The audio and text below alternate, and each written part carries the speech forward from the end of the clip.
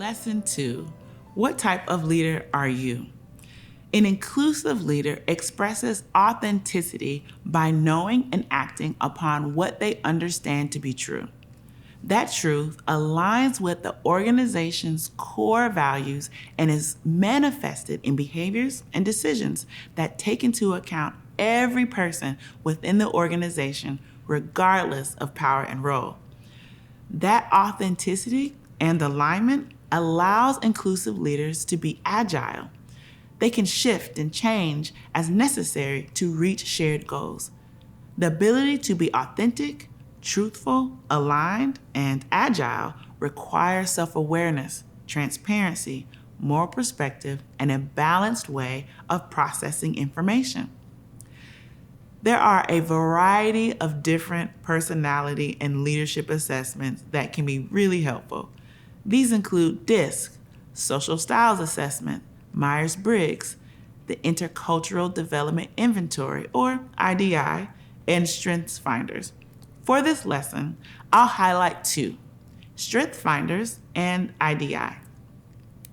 Strength Finder is a strength-based leadership assessment that will give you a list of traits determined by your answers to various questions. These traits are ranked by the level at which you demonstrate that trait most often. Because you lead with that trait, it's deemed a strength. However, it's essential not to think of the traits further down the list as weaknesses. Instead, there are traits that you might not use as often or you're not naturally inclined to utilize. Your top traits come easy to you. You can see them as natural. However, you still have to work to turn those traits into a skill to be utilized in your leadership. There are 4 domains of leadership within Strength Finders assessment: executing, influencing, relationship building, and strategic thinking. Executing. Leaders within the executing domain know how to make things happen.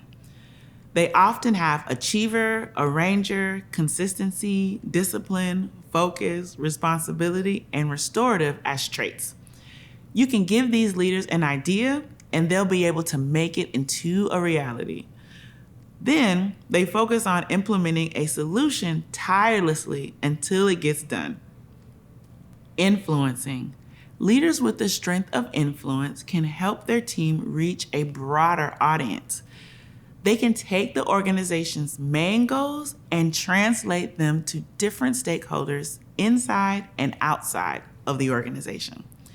These leaders are often seen taking charge and speaking up, but also making sure the group is heard. Their traits are communication, self-assurance, woo, command, competition, and maximizer.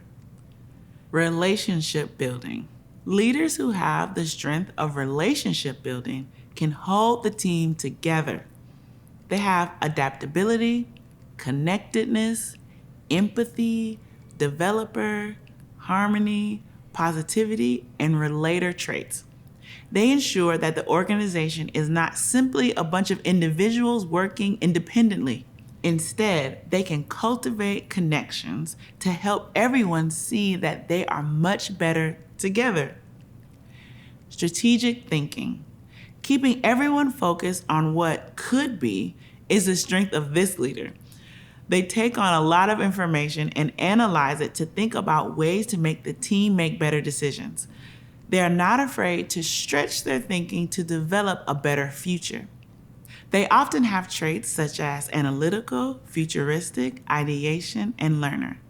If you choose to take the Strength Finder assessment, respond to the following questions. How might your results inform new approaches to how you lead? Which of your top strengths could you focus on and turn into an applicable skill within your role? Of your top 10 strengths, which ones could you leverage more to create a more equitable work environment? How would you do that? Consider what domain of leadership you exist in. How can you leverage that natural ability to form strategic partnerships outside of the organization? How might you utilize that leverage to galvanize or support other leaders and staff? You can also have your other leaders and staff take the same assessment. By understanding your strengths and the strengths of your leaders and staff, you have a greater ability to maximize efficiency, productivity, and success by understanding how people work and their motivation for doing so. The second assessment that I want to highlight is the Intercultural Development Inventory, or IDI. The IDI is an assessment of intercultural competence in your organization. It assesses one's ability to shift cultural perspectives and appropriately adapt behavior to cultural differences and commonalities. Intercultural competence behavior occurs at a level supported by the individuals or groups' underlying orientation as assessed by the IDI. Training and leadership development efforts that focus on building intercultural competence tend to be more successful when based on the individuals or groups' underlying developmental orientation. Therefore, the IDI can be a helpful tool in measuring where everyone stands related to the inclusion of people who may be different from them. The IDI assessment framework positions people on a 5-part continuum. It ranges from a monocultural approach that focuses on assimilation to minimizing difference to an intercultural approach, which honors and adapts to people different from you. To understand this 5-part continuum, I will use some responses to the racial unrest that you may have heard. More particularly, ways in which people have contextualized and responded to the Black Lives Matter mantra. 1. Denial. People who find themselves in this portion of the 5-part IDI continuum ignore differences. They may use phrases like, "I don't see color." Such statements imply that they have transcended to some higher moral ground. It also denies them the ability to see inequitable structures grounded in race. If you don't see color and you don't see race, you can't see racism, and you can't see the ways it may be creating barriers within your organization. For example, you may have heard of Amy Cooper, a white New York woman who called the police on Christian Cooper, a Black bird watcher in Central Park. While Amy was calling the police, she appeared to handle her dog during the encounter with Christian aggressively. There were several responses to this story that culminated in various hashtags on social media.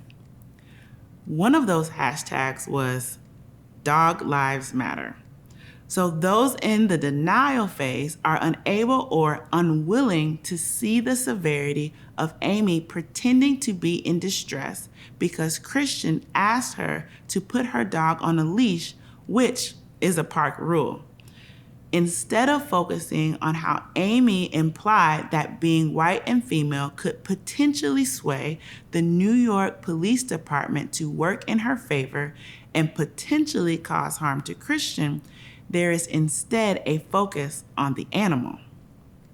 2. Polarization.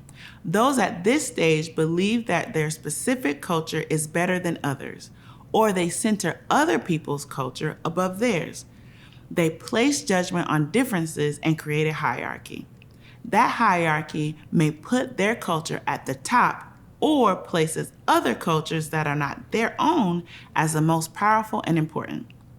Those who are polarizing can see those who have cultures or perspectives that are different from theirs as being in opposition to them, as opposed to simply another view that could be considered. One hashtag that seems to fit within this approach is Blue Lives Matter. There likely wouldn't be such a hashtag if it wasn't for the presence of the Black Lives Matter conversation that critiques the power within law enforcement. Blue Lives Matter implies shifting support away from the critique of state-sanctioned violence that many Black Lives Matter supporters articulate. 3. Minimization. Those in this stage don't deny differences, but they do minimize them. I will spend a little extra time here because in the United States, we are generally socialized with a minimization mindset. So, they see color, but they don't think it is essential. They believe they're operating from a place of fairness, therefore, not interested in addressing the wrongs. Nor do they acknowledge who is being centered when fairness is defined. For example, asking for fairness to who, at what expense, and why. A hashtag that summarizes this is All Lives Matter. Those who take this position imply that focusing on one group of people more than another is inherently unfair. They are unwilling or unable to see approaches to addressing challenges through an equitable lens. Just because there is a focus on one particular group does not mean it is being done to exclude another. Using an equitable approach, a leader may ask if the group being focused on needs additional attention because of systemic or institutional disparities. It is important to note that minimization can look different for each person based on their identity and cultural context. Here are some common ways we can demonstrate minimization mindsets. Coping strategy. Bringing attention to differences can be seen as taboo. People of color or other marginalized communities may focus on minimization because they don't want to stand out any more than they already do. Their race, ethnicity, accent, gender, or other identity traits are not represented in the organization. Thus, they can feel compelled to minimize or assimilate to gain acceptance from those who have the dominant identities within the organization. It becomes a survival mechanism. Centers assimilation. Those who practice a minimizations mindset tend to assume that people from different cultures are all fundamentally the same as them. Therefore, they can justify focusing on their cultural perspective and lens when attempting to understand or interpret actions and information, because from their perspective, we're all basically the same. Therefore, their perspective is an excellent way to understand any circumstance. However, as a result, they are not fully aware of how their ideas and behaviors and everyone else's are culturally situated based on their experience and knowledge. Centers kindness over change. This approach attempts to recognize the essential humanity of every person. People with this minimization approach try to avoid stereotyping and biased behavior and seek to remain tolerant. They use a lot of energy to treat people individually. This approach can work well when developing personal relationships.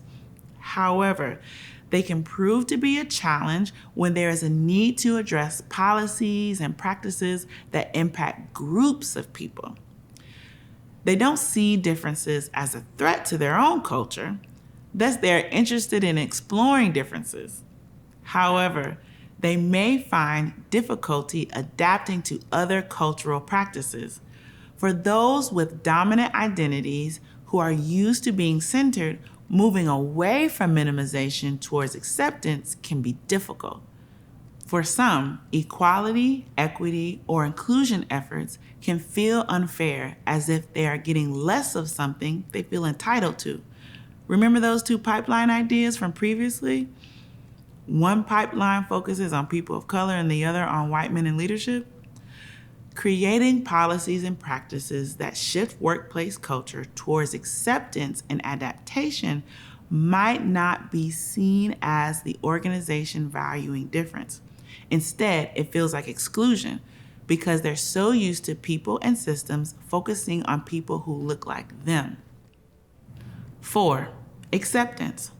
Having a deep understanding of differences are those who are in this stage. Generally, they understand that someone different from them is not in opposition to them. It's simply an alternative. They recognize that people can live in the same neighborhood, work in the same organization, and live in the same country, but have entirely different experiences because of these differences. That awareness keeps them from minimizing, polarizing, and denying other people's existence. They recognize that to do so, meaning to believe in colorblindness or an uncritical definition of fairness, is erasure that justifies harm and exclusion. A hashtag that aligns with this stage is Black Lives Matter. Those who take this stance imply that they recognize disproportionate approaches and outcomes regarding state-sanctioned violence against people based on race. This idea is not that Black lives are more important than other lives. Instead, in this particular circumstance, Black lives are disproportionately harmed, and therefore, focus needs to be placed on understanding that disparity to address the harm. There's no hierarchy of value. It's like if you break your toe, you focus on the toe that's broken to address the pain. It doesn't mean you hate your other 9 toes. It simply means right now, the broken toe needs to be focused on because it is in a different circumstance than the others. 5, adaptation. This is the final stage of the IDI framework. People in this stage have a firm understanding of various cultures and identities and what living in the current society with those identities means. Often they seek to expand their knowledge through individual growth opportunities, such as engaging in workshops, reading, and leaning on experts to help them make connections between elements of diversity and workplace goals. They take this knowledge and put it into practice. Because they understand the importance of inclusion and equity, they are not expecting to lead all the time. They ensure that the organization moves beyond awareness through a collaborative approach and takes a hard look at its policies, practices, and procedures. Although I gave you an overview of the IDI assessment, I encourage you to do as many of these assessments as possible to get a robust perspective of how you understand your leadership approach and how people may experience you as a leader. In addition, hiring a professional consultant that understands how IDI, DISC, Social Styles Assessment, Myers-Briggs, and StrengthsFinders assessments complement each other could give you even greater insight into your leadership approach. Finally, I also encourage you to have your employees, particularly those who manage others, complete the same assessments so that everyone can better understand how people approach their tasks and engage with their colleagues. Activity. For now, I want you to assess your alignment with the inclusive principles we discussed in the previous module. Complete the inclusion assessment located in your workbook. You will have 12 questions that focus on the attributes of an inclusive leader. You will rate yourself on a scale of 1 to 5, explain why you chose that number, and give 1 or 2 workplace examples that demonstrate why the number you selected is accurate. Those workplace examples could be opportunities for growth where maybe you didn't do so great or the organization lacks some efficient processes. Or they could be excellent examples of outstanding leadership. There is likely going to be a combination of the two. I won't be picking up your assessment, and there's no need to share it with others. So that means you have the freedom to be honest with yourself so you can know where your strengths are and where there are opportunities for development. Complete this activity, and I will see you in the next lesson.